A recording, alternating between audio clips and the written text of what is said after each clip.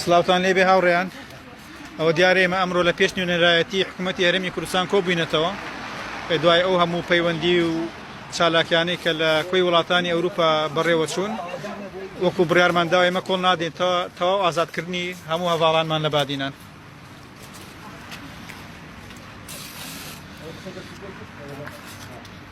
دەست خۆش کاک هاوڕێنەوە ئێمە بەشێک لەو هاوڕێیانە کۆبووینەتەوە تۆزی ئەم سۆرێکە خەدە وەک ناڕزنەوە فەرموو وەک ناڕزایەتێک لێرە کۆبووینەتەوە دیارە ئێستاوە بڕیاریشماندا و ڕۆژەی کە ئەمینەکە کە باوە لەو هەفتەیدا بێت لە پەرلەمان ئەوەیتی دووبارە سەر لە نوێ لە بەردەم پەرلەمان کۆ دەبینەوە وێنەیەکی یەکمەتری ئەوە دەکەین دوو شەوڵ دەدەین چالاشی کەش بکەین بەدەستاش ئەوە دەرگای حکوومەتی هەرێمە سواقی دەدەین بە وێنەی ئەوانە کە ئەوەی چەند وڵاتێکی شکەوتە نوێنەراتی حکوومەتی هەرێمیش لێرەیە ئەو وێنەی بارزانیش بە ئەوە بکەین کە وەکو دیکتاتۆرێک دەناسێنرێ.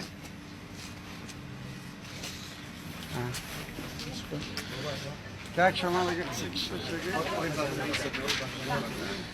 کاک شەماڵ تۆ شتێکی کوردان پێ بڵێ؟ چالاکیێکی سیمبۆلیکێکی ڕەمزیە ئەمە ئەمڕۆ کۆمەڵێک کۆبووینەتەوە لێرە بەداخەوان لە هەرێم لێرە نین ئەمڕۆ بەڵام ئێمە لێرە کۆبووینەتەوە بۆ ناڕزایی دەربڕین و ئاگاداریان کەینەوە پێیان بڵێ کە ئێمە ئەم هاوڕێیانەمان و ئەم ئازیزانەمان لە بادیان لە یاد ناکەین و بەردەوام ببین لە کار و چالاکیەکانمان لێرە تا و ڕۆژەی کە شیروانی و هەموو هاوڕێیانی تری ئازاد دەبن ئەوان چالاکوانی سیاسی لەسەر ناڕزایی لە دژی دامودەستگای چەتەگەری و مافیایی کوردستان دەستگیر کراون ئەوانی تەنها ئازادی ڕادەربڕین بۆ کە لە سەری دەستگیر کراون نیازی خۆپیشاندانیان هەبوو یا بەشدار بوون لە خۆپیشاندانە دەستگیر کراون نەک لەبەر هیچ هۆکارێکی تر و ئەوانە و ئەمە نەنگیەکە بە ناوچەوانی حکوومەتی هەرێمەوە گەر جێگە مابێ بۆ هیچ نەنگیەک لی بدرێت چونکە سەراپایان هەمووی بەڕاستی نەنگیە.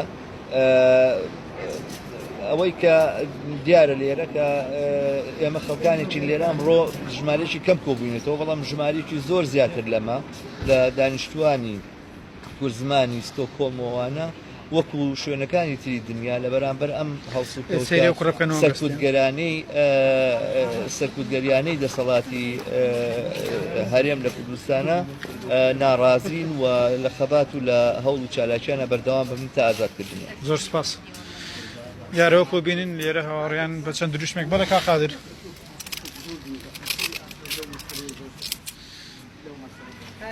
با یەک تۆزە دەری شەو نیشانە دەین و بە چاوان بە کۆبین ئێرە پێش نوێنەرایەتی حکوومەتی هەرێمی کوردستانە. بەڵێ هەواڵجان ئەگەر تۆش شتێکی کوردمان پێ بڵێ لەسەر کۆبنەوەی ئەمڕۆمان لێرە. کۆبوونەوەی ئەوڕۆکە ئەوەیە کە بتوانین پشتیوانی لەو زیندانانە بکەین کە تەنیا بۆچی هاتوونە دەریە بۆچی هەویستیوانە بێن بۆیە بەزید ئیوەی کە تورکیای فاشیست هەویستویەتی بێتە نێو کوردستانی مە خاکی کوردە کە ئەلئانەکانە بە پارەی ئێمە بە نێوی کورداتی هاتن حکوومەت دەکەن وەلی چەکەن دەورەی دەوڵەتی تورک دەگرن نفرەت لە تۆ بارزانی نفرەت لە تۆ یەکێتی کە نایە حەقی کوردەکان بگری دەوێت ئەو جوانانەی ئەدام بکرێن تۆ خوا دانارزن تۆ کوردەکەی کە لەوێ لە خاکی دانیشتووی لە ماڵێدا دانارزە کە کوڕەکانی ئەو جوانانەیمە لە زیندانێک کراون سپاینە بتوانە حەقی ئەدامیان بدرێ تۆ چییە ئەوەی کە بارزانی پارێکت دەداتێ جا تۆ خوا دانارزەی تۆ خوا عەیب نییە ئێمە کەلئانەکە لە وڵاتی سوێدیا تەنیا بڵین باشوورەکان لە تەواوی سوێدی دانیشتون ئەلان ئەمە بەدەنگمەوە لێرەین ئەلان دەبا ئێرە خیابانەکە چاوچۆچا کرابە فقەت بۆ ئەو جوانانەی ما بەڕاستی جگایدا. دیارە شێروانی جگە لەوەی چالاکوانێکی ئازا و بێر بووە و لە هەمان کاتا ڕۆژنامەنووس بووە. دیارە لە سندیکای ڕۆژنامەنووسانی کوردستان ئەوەی من بزانم نزیکی 4000 ئەندامیان هەیە چی بۆ ڕۆژنامەنووساناڵی کە نایەنە دەنگ ڕۆژێک دی ئەوانیش بە هەمان شێوەی هاوشێوەی شێروانی زیندانی یەکرین چی بۆوان دەڵێ هەر بۆ کەسانێک کە منزور دەوەی ئەوانەی کە زیندانیان کردووە هەر ئەوانەی کە لاندە زیندانەدان ئەوانەی یەکێکن وەکو ئەو کەسانێکی کە شێرن دە زیندانەدا دەکرێن کەسانێکی کە بۆ کورد و بۆ کوردایەتی شەر دەکەنە لاندە زیندانەدا نە ئەوانەی کە حیز و سەریان داخواستەوە ئەو کەسانە کەلان دەبادە زیندانەدابان کە لە شەقام معلیمەکانیان وەبەر مامۆستاکانیان وەبەر شەق دەدا ئەوان دەبادە زیندانەدابان نە ئەو کوڕانێمەکە بۆ کورد و کوردایەتی بۆ حەقی خۆیان بۆ خاکی خۆیان شەر دەکەن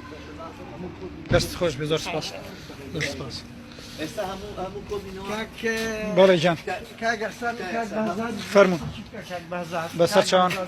کاک بەهزاد جان فەرموو تۆ شەگەر ئیرۆ ئەم چەند چالاکوان و وڵاتپارێز جەم بوون بەرامبەر نوێنەرە تۆز دەنگ بەرزکە سپاس بەڵێ ئەم هاتن و هەندێک جارێک لێ ستۆکهۆڵمێ هەندێک هەواڵ هەنە بتایبەتی دەستکۆشخەریە هەواڵێ خاردن نادر و بەرپرسێ گروپە هەفتەی شوباتە ئەم سپاسەوی دەکەن سپاسێوان گەنجانێک کلیورە ئامادە بوونە ئەم هاتنە بەدەرێ نوێنەتە حکوومەتە هەرێما کوردستانێک و دەنگ بدەن و پەیام بدەن و ئەو گەنجێن و پشتی چالاکیە جوامێرانەیە شێرادزێ هاتن لە زیندانی کرێن و مادەیە 156 و مادەیە سەدان بوو دژی شۆڕژگەرێن کورد هاتیە دەرخستن ئەم پرۆتستۆ دەکەن ئەم نەفرەت دەکەن ئەم شەرمەزار دەکەن ئەم داخواز دەکەن و دەنگێمە دەڕیان نوێنەتە حکوومەتە بگاتە ئەو حکوومەتە کول باشووری کوردستانە هەیە ئەو گەنجان ئازاد بکەن ئازاد بکە وەکی جەستە ژبەر ئەو خشوە ئازادن ینی ئینسانی ئازادن ئەوێک وونە ئازاد کۆلەیە وێ دەسەڵاتە پاشڤەڕۆ وێ دەسەڵاتە ڕاستی تیرۆریستن و میانە 27 ساڵن دەسەڵاتیەوانە و چەندین تیرۆر و گەنج خوینەوانە شەهید کرد تایبەتی گەنجن وڵات پارێز ئەگەر شێروانی ئەگەر تاغۆر ئەگەر هەواڵە نوی چەتە بوونایە کولێن ئاغا بوونایە بەعسی بوونە نەها ئازاد دەبوون وەکی ئەوێ نکا ئازادن لێ ژبەر و ئەو شۆڕش گێرن ژبەر و ئەو ئازادی خوازن ژبەر و ئەو ئینسانی پاقژن ئینسانی نەگەندەڵن لێ مخابن دەسەڵاتە باشووری کوردستانێ دخە زیندانێ و بە بڕیارە سێدارەدانێ دکونجێ زیندانە ئاسایکردنە ئەم ئازادیە دەخوازن ژوانرە ئەم دەسەڵاتە باشوور ئەو دەسەڵاتێک و ڕاستی ئازادی خواز و وڵات پارێزان زیندانی دکە ئەم شەرمزار دەکەن شەرمەزار دەست خۆش کاک شەماڵ تۆ شتێکمان بۆڵێ دیارە دوای ئەوەی ئەو کەیسەی هەواڵ شێروان و هاوڕێکانی بە کەیسێکی تاڕادەیەکی زۆر باش بەنێوەتی کراوە هەم لە پەرلەمانی ئەوروپا و هەم لە پەرلەمانی سوید ئەمانە ئایا چەند کاریگاری لەسەر پاڵپشتی کورد دەبێت بەگشتی لە یارمە بەسمان لە ئەوروپا و وڵاتانی دەرەوە سەرپایەک شت بڵم ڕووداوی چالاکی شەلاتزێ و دەرەلۆکی لە مێژووی 500 ساڵی دەوڵەتی عوسمانیدا و لە مێژووی 90 ساڵی کۆماری دەوڵەتی تورکیەدا ڕووداوێکی ئاوهامان نییە کە خەڵکی ئاسایی خەڵکی مەدەنی بێنە سەر شەقام لە دژی سوپایەکی داژیکەر وەکو سوپای تورکیا خۆپێشاندان بکەن بەبێ بەکارهێنانی چەک بتوان ڕوبەڕووی دووهەمین گەورەترین ئەرتەشی ناتۆ لە جوغرافیای خاچی خۆیاندا بنەوە ئەمە نە لە وڵاتانی باڵکان نە لە قبرس نە لە یۆنان نە لە هیچێک لە وڵاتانی تر لە مێژووی دەوڵەتی عوسمانی کۆماری تورکیەدا وجودی نەبوو هەر بۆیە ئەم چالاکیە لە ڕاستیدا شکاندنی هەیبەت و هەیمەنەی سوپای تورک و عسکەری تورک و ئایدۆلۆژیا و فاشیزمی تورکیە لەسەر خاچی داگیرکاری هەرێمی باشووری کوردستانە ئەم چالاکیە لە بەرەوەیە کە هەتا ئێستاکانە ترس و خۆفێکی زۆری هەم لە ناو ڕایگەشی دەوڵەتی تورکیا و کۆمەلگای تورکیەدا ساز کردووە هەمیش لەلایەن هاوپەیمانانی داعش ئاکەپە و پارتی لە هەرێمی باشووری کوردستاندا هەر بۆیە ئەم چالاکیە پێویستە چالاکوانانی ئەم بەو کارە هەستاون پشگیری بکردرێن و پاداش بکرێن نەگەوەی کە ڕوبەڕووی جیران و گۆشەگیری و گرتوخانە بکرێنەوە ئەمە یەک ئەم کەیسە ڕۆژ بە ڕۆژ تاوانەکانی پارتی دموکراتی کوردستانی عێراق و حکوومەتی هەرێمی کوردستان ئەوەندە ڕوو لە زیاد بوونە کە لەوەی بوو دواوە ئاستی هەرێمی تێپەڕاندەوە لەوەی بۆ دواوە پێشلکاریەکانی مافی مرۆڤ لە ئاستی هەرێمی کوردستان و پارتی دموکراتی کوردستانی عێراقدا گەیشتۆتە ئاستێکی کەوکو دەوڵەتانی میانمار و وەکو کۆریای باکوور و وەکو دیکتاتۆرە هەرە قیزەوانەکانی جیهاندا لە ناوەندەکانی مافی مرۆڤی جیهانی وەکو ئامنستی وەکو یەکێتی ئەوروپا وەکو وڵاتانی تری پاڵەمانی ئەوروپادا تاوتێ دەکرێت و دەسەڵاتی کوردی هاوتەری دەکرێت لەگەڵ دەسەڵاتە دیکتاتۆر و قیزەوەنەکان کە مافی هەوڵاتیانی خۆی بن پێ دەکا سەروەری خاچی خۆی بن پێ دەکا و دەرگای دەکاتەوە بۆ پێشەرکاری و داژیکاری خاچی کوردستاندا هەربووی ئەمڕۆکانەش ئێمە هاتوونی تێرە چالاکی دەکەین بۆی کە پشتگیری لە تاکۆڕەکان بکەین لە شێوانەکان بکەین لە هەموو ئەو کەسانە بکەین کە هاتنە سەر شەقام لە شێلاتزێ لە دێرەلوکێ لە جی ئەسکەری تورک دروشمیان وتەوە سیارەی ئەسکەری تورکیان سووتاند و بەم چالاکەیان گەورەترین ناشیان بە دەسەڵاتی ماڵە بارزانانی بە دەسەڵاتی هەرێنا دیموکراتیک لە هەرێمی بادیناندا بۆ ئێمە شاتون لێرە چالاکی دەکەین و پێمان وایە لە هەفتەکانی داهاتوودا شەپۆل ئەم ناڕزایەتیانە هیندەی ترگەشە دەستێنێ هیندەی تر پێش دەکەوێت هەتا ئێمە واز ناهێنین هەتا کونی ئەو ڕۆژەی ئەم گەنجانە بەر بدرێن و بچنەوە لای بنەماڵە و کەسێک پەیامێکتان هەبێت قسێکتان هەبێت کسێوە خان فەرموو تۆش پەیامی خۆت بڵێ چی داواکاری تەیە چی داخوازی ئێمە چی لێراوە پەیاما من دەخوازانە دەستەمێت بەرزکە ئەڤ ئەم هاتینە بەنی ناڕەتی حکومەتە هەرێما کوردستانی بمخابنی گەڤە ساڵان و تو ئێگە حەداوی گاوێ درێژاهیا 27 ساڵە خەلکی کوردستانی تووشی کاراساتەکە گەلەکە مازم بووینە چ بکوشتن و چ بگرتن و چ ئەژگەنجە و چ دەر بدەرکردن ئەم ئەڤری هاتینە بێرە دەنگی خۆ گەهینینە نوی نەڕەتی حکومەتە هەرێما کوردستانی بۆ گرتنە وان چالاک و ڕۆژنامەوانên کورد و بزیترین دەم بهێنە ئازادکردن دەنگێ خەلکی ئازاد و خەلکی شوڕەژگەر بگرتن و کوشتن و بتند و تیژێ بدیمایت نایێت بەلکو ڕۆژ بە ڕۆژ زێدەتر دەبێت لەوما ئەم ڕۆژ بە ڕۆژ زێدەتر چالاکیەکەین و دلسەر پیابین و حتا بهێنە ئازادکردن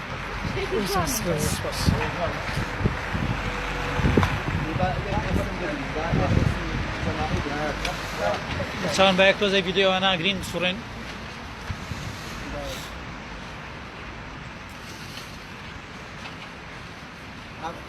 لەمانەوە ڕابگەێنین ئەو زیندانانە لە زیندان بەردەوام قسە بکە برا و کەسی نزیکی ئێمەشن ئێمە تا ئازادبوونیان ناوەستن با پارتی دڵنیا بێت قەت ئەو کەیسە نامرێنی ئەو یاری بەکات دەکات بەڵام ئێمە بە پێچەوانەوە لە ئەوەندە سڵی پارتی دیموکراتی کوردستان حتا سەرانی ماڵی بارزانیش دەکەین تا ئازادبوونیان ناکرێت گەنجی کورد لەسەر ئەوەی کەباتە بۆ ئازادی دەکات نیەتی خۆپیشاندانی هەبووە دەخرێتە زیندان دادگاکان ئەوەندە گاڵتەجاری پێ دەکرێتن هیچ بەها لە بۆ دادگا و حکوومەت نمایە خەڵک نەوێری دژی سوپای داژیکەرێک هەڵوێز وەربگرێت بیکێتی خائین لە کاتێکدا بە 18 پایەگای سوپای تورکیە خیانەت نمایانەیکەن ئەوانە ئێمە داکۆچی لە هەموو ئەو دەنگە ئازادی خوازانە دەکەینەوە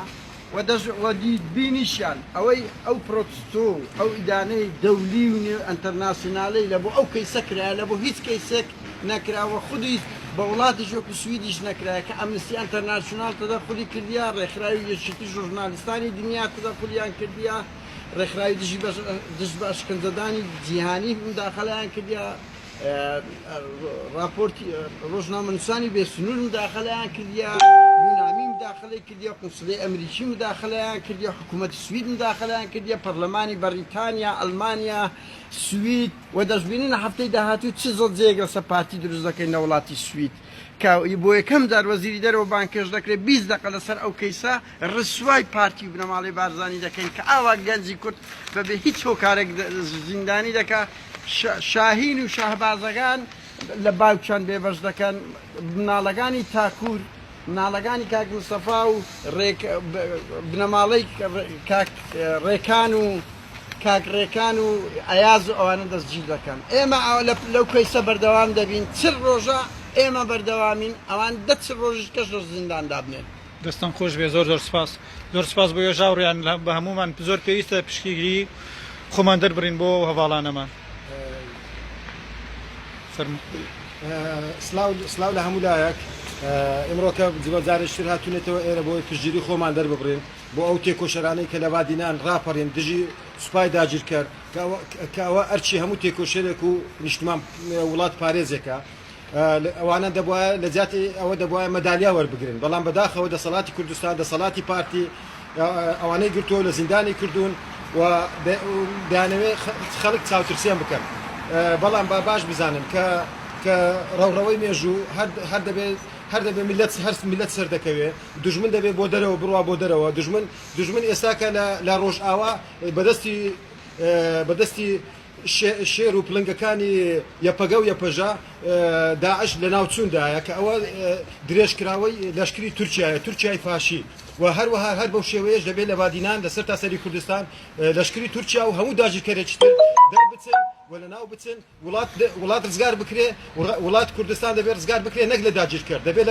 لە داگیرکەرە ناوخۆیەکان لە سەرانی پارتی وێچێتی کە کوردستانیان داگیر کردووە من بەختیار ئەحمەد شێخۆم خەڵکی هەولێرم خەڵکی کوردستانم من پێشمەرگە بووم ئێستاش لە پێشمەرگە دێرینەکان چالاکم ڕاشکاوانە پێتان دەڵێم ئێوە کوردستانتان داگیر کردووە من دەمەوێت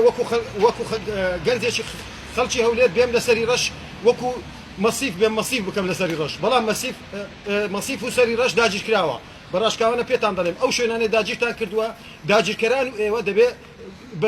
وازی لێبن دەبێت بەری بدەن بیگەڕێنەوە بۆ میلەت هەموو شتێک بگەڕێتەوە بۆ میلەت ئەو ڕۆژەش دێ زۆری نەماوە و سەرکەوتن بۆ تێکۆشەرانی گەلەکەمان زۆر سوپاس ئێمە ئەو کەیسە کۆن ناوێ لامان پارتی هەر کات دەخوژێ و دووبارەی دەکەینەوە ئێمە چالاکیەکانمان دەگۆڕین گرنگ ئەوەیە ئەو پەیامە پارتی بدەین ئەوانە نابێ دەبێ ئەوانە بدادگای نەک شێوانیوان ئەو سەیە کوردستانیان وێران کردووە یەک میدیا نییە یەک حزب نییە یەک شوێن نییە بڵێ ئەوانە سیستەمێکی جوانیان کردووە خەڵک خەباتی بۆەوە نەکرد سیستەمێکی سعودی ئالبارزان دروست بکرێتن کەەوە لێرەش بڵێن شەرمەزاری بۆ گۆڕان بۆ هەموو حزبەکانی تر بۆ شوعی بۆ هەموو حزبانەی ترکە لە ئاست ئەوە بێدەنگن ببینن نەبێنەوە شەڕەچان هەموو دەڕێ شەرمانەسە پاشەکە و دیموچە ئەمە ئیشمان کردی ئەی بۆ ئەو کەسانە بەجواب نایەن بۆ ئەو گەنجانە کەستان یەک حزبی سیاسی حزوری نییە بڵێ ئەمنەوانم بەردا داکۆچی لە ئازادی لە بەرنامەی هەموو حزبەکاندا هەیە بەڵام ئیشکردن خەباتکردن ئەگەر لە ترسنۆچی ئەگەر لە بازرگانی ئەگەر لە پۆستپەرستیتان نەبێ بۆ داکۆچی ئەو هەموو حزبە لەو گەنجانە ناکەن لۆ داکۆچی لە دادگای کوردستان ناکەن لۆ بوار دەدەن ئەو قەشمەریخانە لە بەرامبەر گەنجی کورد و خەڵکی کوردستان دەکرێت کە پارتی دەیکا گۆڕان شەرمەزاری بی تۆ بە دەنجی شێوانەکان پێڕاگەیشتی ئەگەنا ئەنگۆ هەموو چ بوون ئێستا کە پشتان لەو گەنجانە کردیە و چ ڕۆژە پارتی قەشمەری بە دادگا و ئەوە کردیە ڕۆژێک دەیانگرێ ڕۆژێک دایان باتە ئاسایش ڕۆژێک دایان باتە پۆلیس ڕۆژێک بە مادەی ئەدام یەک حزب بەجواب نایە باشە شەرم لە خۆتان ناکەن ئەو هەموو حزب و ئەو هەموو مسەقف و ئەو هەموو ئەدیب و شاعیرە بۆ نایەن دوو قسە لەسەر ئەو گەنجانە بکەن نیشتیمان پەروەری هەموو لایەک لەوانەوە بە دیار دەکەی ئەوانە ئینسانی نیشتیمان پەروەرن ئەو گەنجانەی بادینان ئەگەرنا هەموو ئەوانەی تر کە لە ماڵەوە قسە دەکەن ترسنۆکن بوێری لە بۆ ئەوانەیە کە لەناو بادینانێکی جەزیرەی بەرمۆدەوە ئەو شەڕە دەکەن لەگەر جەبەروتی پارتی بەڵام تۆ لەو ئەوروپایەوە ترسنۆک بینەوێری دوو قسە بکەی پۆستێک بکەی چر ڕۆژە بە سەدان ئەدیب شاعیر نووسەر حزبە سیاسیەکان میدیاکان هاوڕێیان چ ڕۆژە یەک حزب لە پشتمان نییە یەک میدیا لە پشتمان نییە ئەوە شەرمەزاری لەو میدیای کۆنی ئەهلی لە بۆ ئەو هەموو ئەدیب و شاعیرەی عزت نەفس کەرامەت هەر ئینسان بۆ خۆی کە ئەو قوربانیە گەورەی دایە کەچی دەبینی سوکایەتی خۆچەشەوە نییە شێوان لە زیندانە ئێستا هەموو خینی شەهیدان هەموو قوربانی تێکۆشانی کورد ئێستا لە زیندانە کاتێک کە بنەماڵەی بارزانانی ئاوە گاڵتە باش شێروان و تاکوور و مستەفا و ڕێکان و ئەیاز دەکەن یعنی کێشە ئەوە نیە ئێمە دەمانەوێت سنوورێک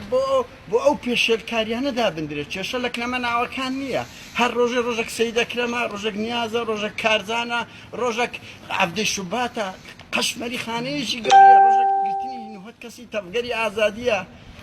بۆیە شەرمە ئینسانێک بەخۆی برێ نیشتیمان پەروەر ئازادی خواز و شەرمە بۆ ئەو هەموو مسەقفەی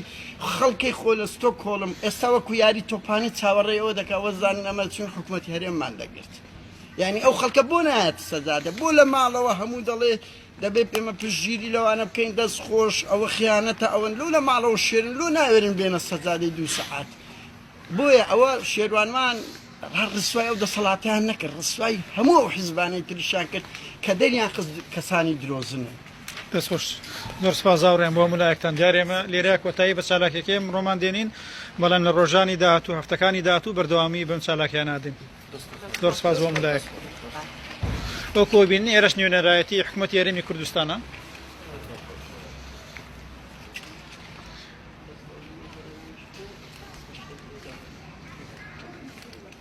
جلسة